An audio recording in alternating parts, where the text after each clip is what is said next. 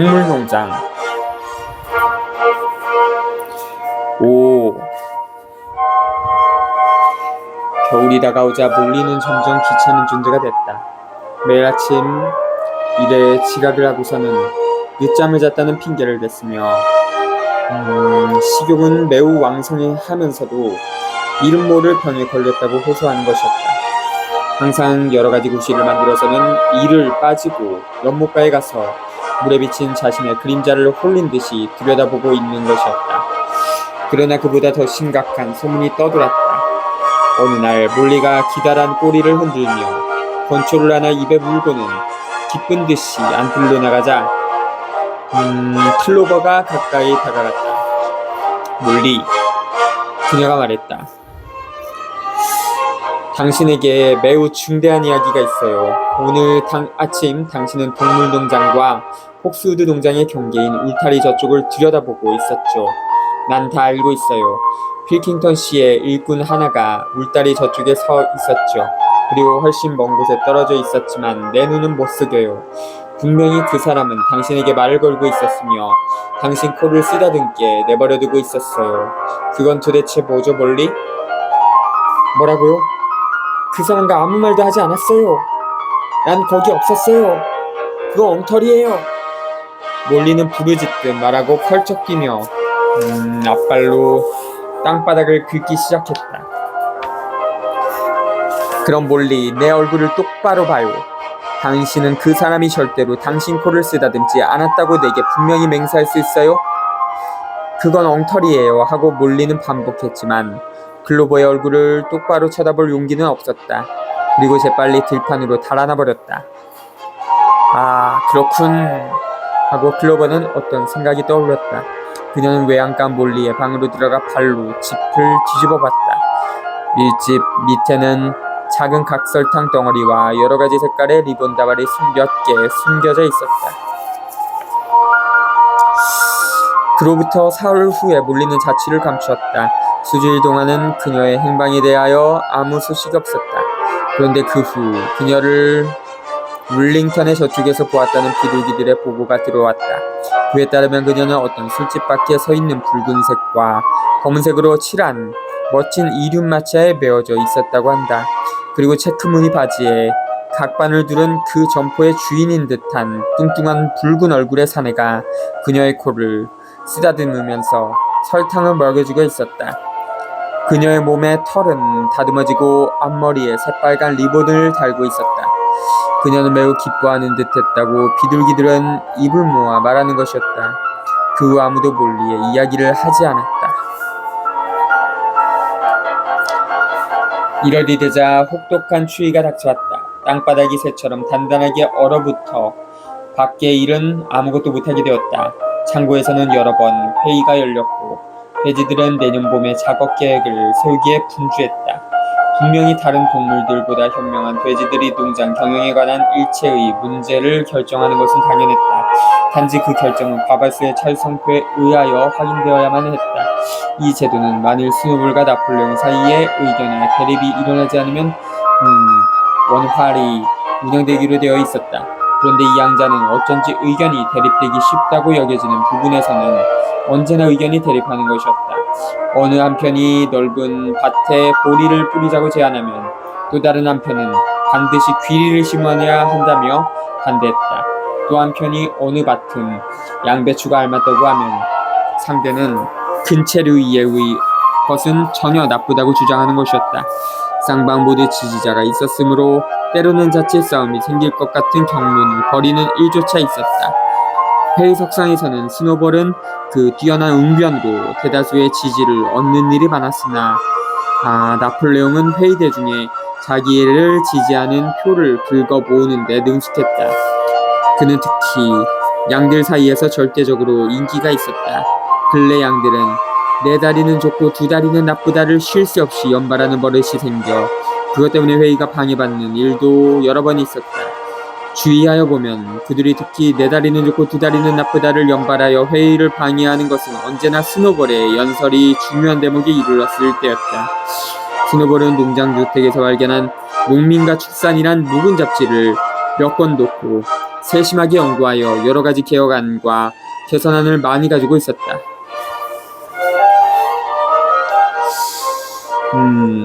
그는 농장 배수로와 사료 저장법, 그리고 인산석회 등에 대하여 전문가처럼 떠들었고, 운반하는 노력을 덜기 위해서 모든 동물이 매일 농장의 각각 다른 장소에다 직접 배설을 한다는 복잡한 계획안을 만들어냈다.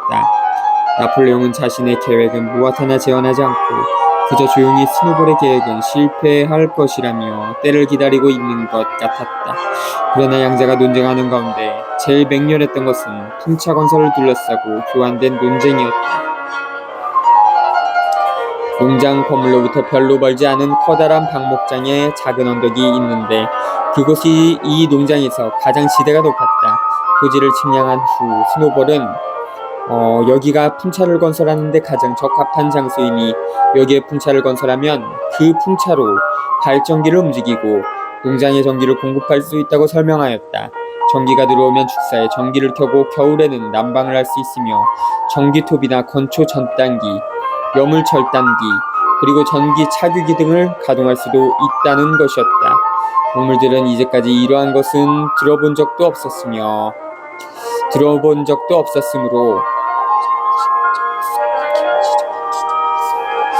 자신들이 목장에서 한가롭게 풀을 뜯거나 또는 독서와 대화로 교양을 닦고 있는 동안에 대신 일을 해주는 꿈같은 기계의 모양을 생생하게 상상할 수 있도록 스노볼이 설명하는 것을 그저 놀라운 표정으로 듣고만 있었다.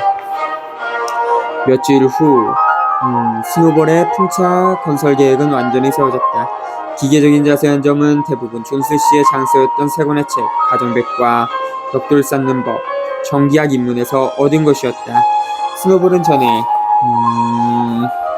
인공 불황기 설치장으로 사용하던 방으로서 제도에 알맞게 매끄러운 널이 있는 헛간을 그의 연구실로 썼다. 그는 한번 들어가면 몇 시간이고 계속 거기에 틀어박혀 있었다.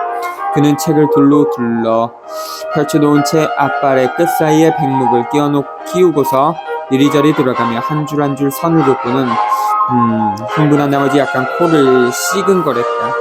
설계도는 점점 무수한 크랭크와 톱니바퀴의 결합으로 복잡해져 마룻바닥의 절반 이상을 차지하게 되었다.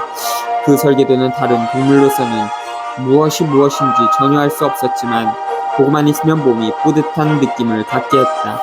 누구나 적어도 하루에 한 번은 스노볼의 설계도를 들여다보러 왔다. 암탉과 오리들조차 찾아와서 백목에 표시를 밟지 않도록 조심하며 걸었다. 찾아오지 않는 것은 나폴레옹뿐이었다. 그는 처음부터 자기는 풍차 건설에는 반대한다고 엄명하고 있었다. 그러나 어느 날 그는 돌연 설계도를 조사해 보려고 찾아왔다. 그는 육중한 몸으로 방안을 돌아다니며 설계도의 세부를 조심스럽게 살펴보고 한두 번 코를 킁킁거렸다. 그러고 나서 잠시 곁눈질로 느려보고서 있더니 갑자기 한쪽 발을 들고 설계도에 오줌을 깔기고는 아무 말 없이 나가버렸다. 온 농장이 풍차 건설 문제를 둘러싸고 둘로 갈라져 날카롭게 대립하였다. 풍차 건설이 어려운 사업이라는 것은 스노볼도 부정하지 않았다. 돌을 끼워다 그것을 쌓아 올려 벽을 만들고 풍차의 날개판을 만들어야 하며 그 다음에는 발전기와 전선도 필요했다.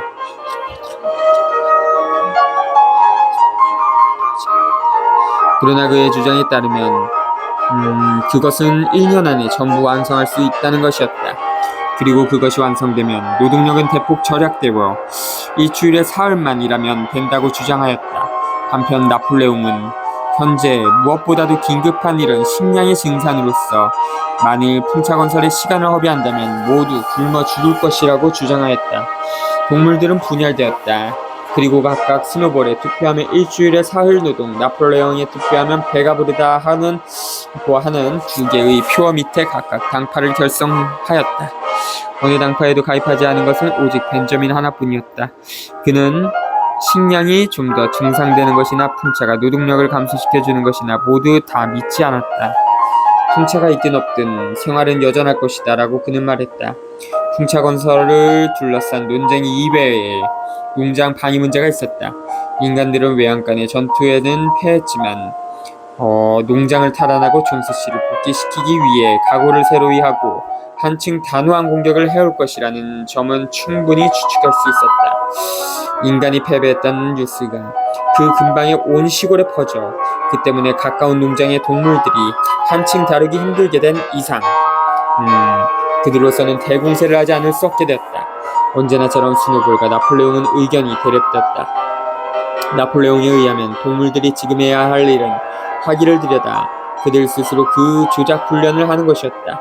그런데 스노볼은 다른 농장으로 파견하는 비둘기의 수를 늘리고 그곳 동물들을 선동하여 공기를 일으키지 않으면 안 된다는 것이었다.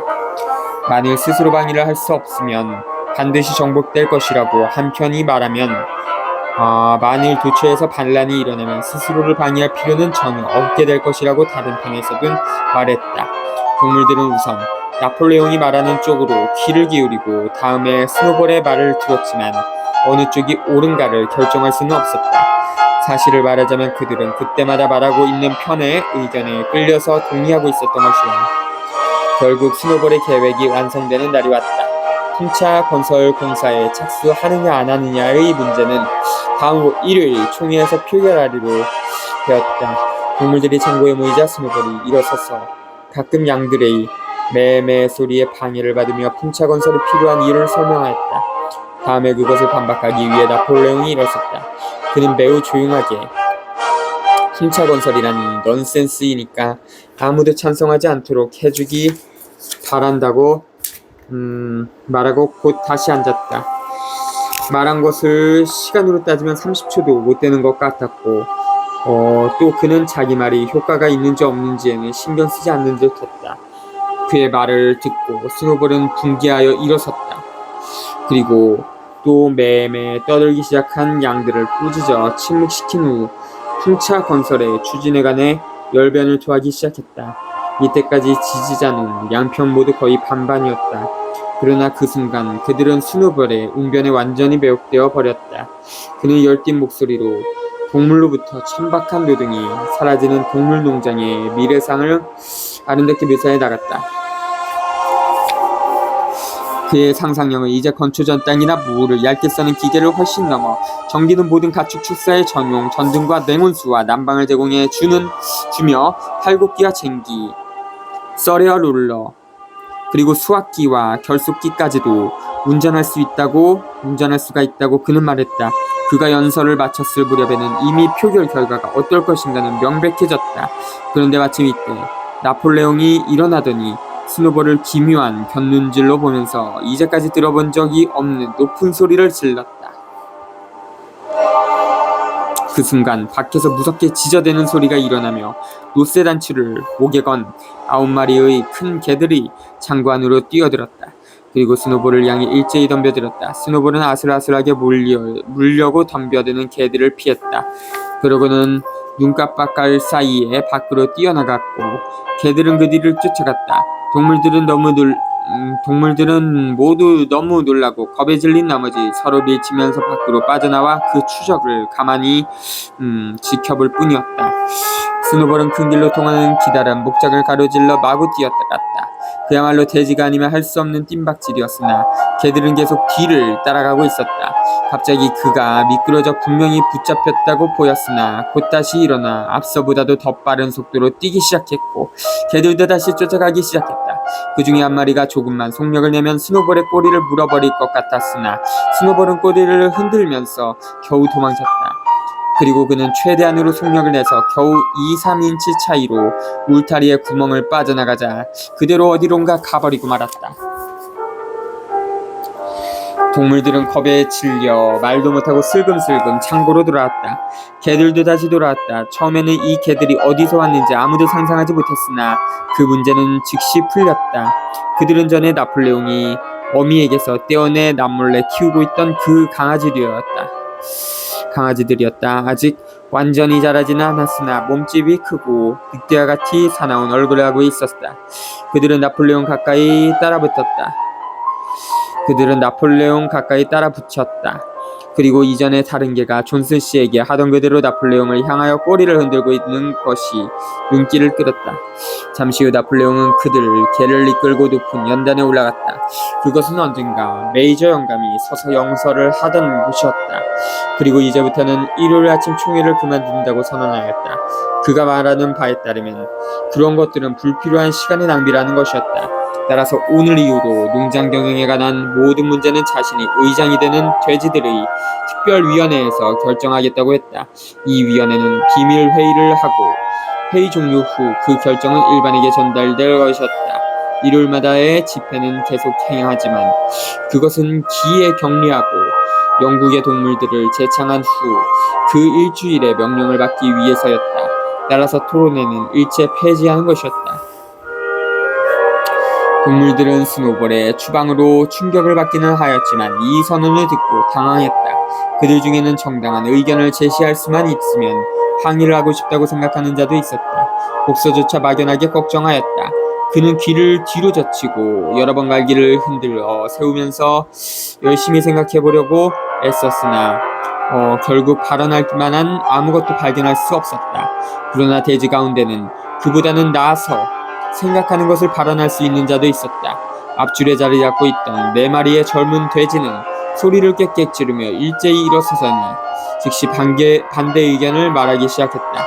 그러나 나폴레옹 주위에 대기하고 있던 개들이 돌연 낮고 굵은 목소리로 우르렁거리자 돼지들은 입을 다물고 다시 주저앉았다. 그때 양들이 갑자기 "네 다리는 좋고 2다리는 나쁘다 라고 15분 동안이나 떠들었기 때문에 토의할 기회는 완전히 없어져 버렸다.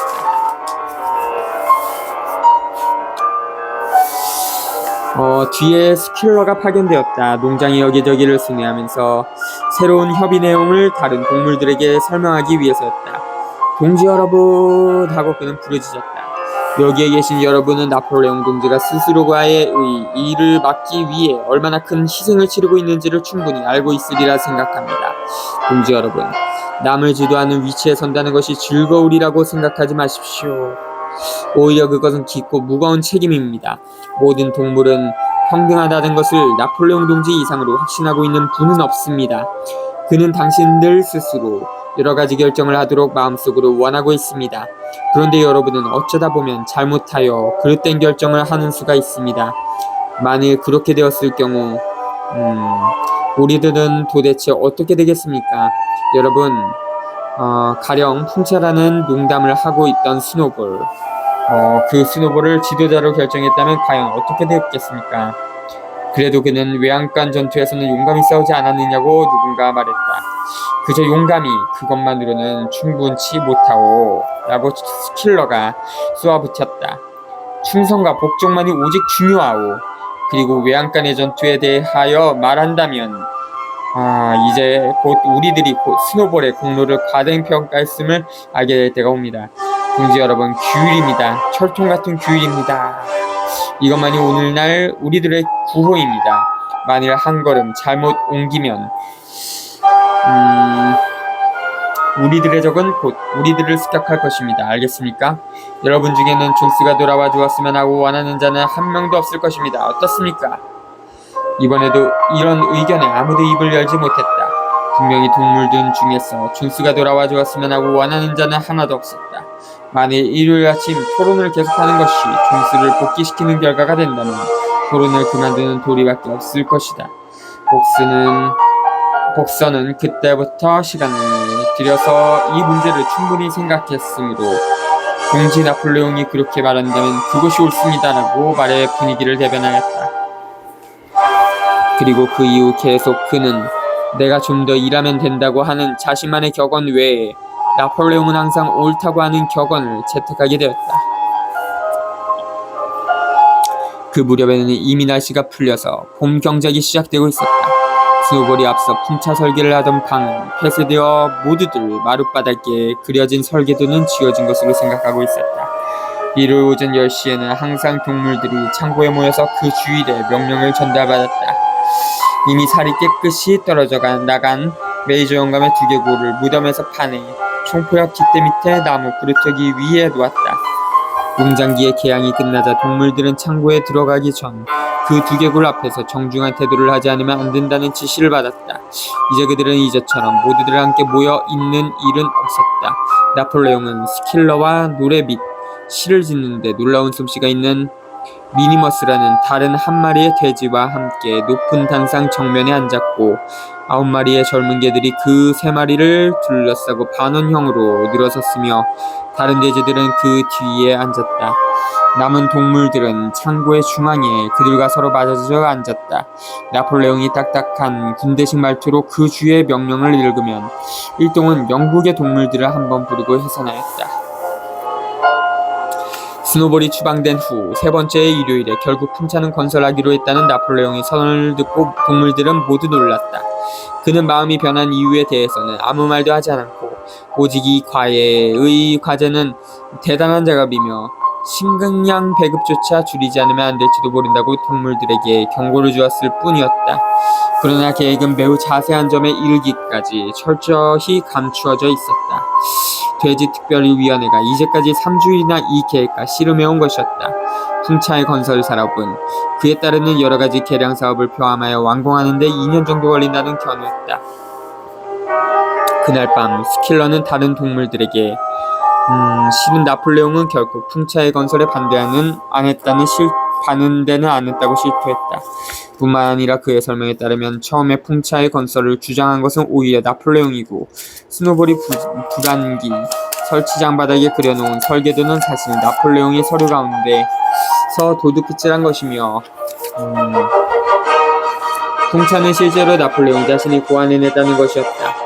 그럼 고안한 장본인이 어째서 그렇게 강력히 풍차 건설에 반대를 했느냐 하고 누군가가 반문했을 때 여기서 스킬러는 딴청을 했다. 정말 그것은 나폴레옹 동지의 솜씨라고 그는 말했다. 나폴레옹이 풍차 건설에 반대하는 듯이 보인 것은 위험인물에다 좋지 못한 영향력을 미치는 스노볼을 추방하기 위한 책략이었으며 이제는 이미 스노볼을 추방했으니까 그의 방해를 안 받고 계획을 추진할 수 있으리라고 했다. 스킬러에 따르면 이것이 이른바 전략이라는 것이었다. 그는 재미있다는 표정으로 꼬리를 흔들며 주위를 돌면서 여러 번 강조했다. 전략. 동지들, 그것이 전략이란 말이오. 동물들은 그 말이 어떤 의미인지 분명히 알지는 못했지만 스킬러의 말이 너무도 자신만만했고 또 그를 따라온 3마리의 개가 위협적으로 으르렁거려서 일동은 그 이상 질문하지 않고 스킬러의 설명을 잠자코 들었던 것이다.